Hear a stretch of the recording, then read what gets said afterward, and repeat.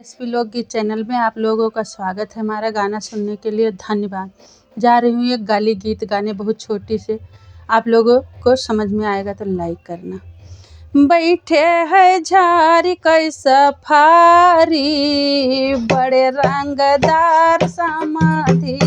अरे बैठे है झारी कै सफारी, बड़े रंगदार समाधि। मड़वा महिला मई समधि मांगई समाधिनिया हो, मारो हिलाई समधि मांगई समाधिनिया। अरे विदा विदाई मांगई गाड़ी, बड़े रंग बाज समाधि। बैठे है झारी कै सफारी, बड़े रंग समाधि। मारो हिलाई समधि मांगई समाधिनिया हो, मारो हिलाई समधि मांगई समाधिनिया। अरे विदा विदाई मांगई गाड़ी, बड़े रंगदार समाधि।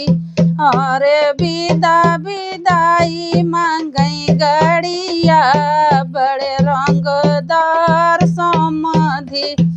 भतवा खवाई समधि मुआहार मांगे, भतवा खवाई समधि मुआहार मांगई। अरे विदा माँ बटाटा यौ सफारी, बड़े रंग बाज समाधि। अरे दई जामा टाटा यौ सफारी, बड़े रंग बाज समाधि। समधि मिलन माँ समधि मांगत अंगूठिया, समधि मिलन माँ समधि मांगत अंगूठिया। अरे विदा विदाई मांगई घड़िया, बड़े रंग बाज समाधि।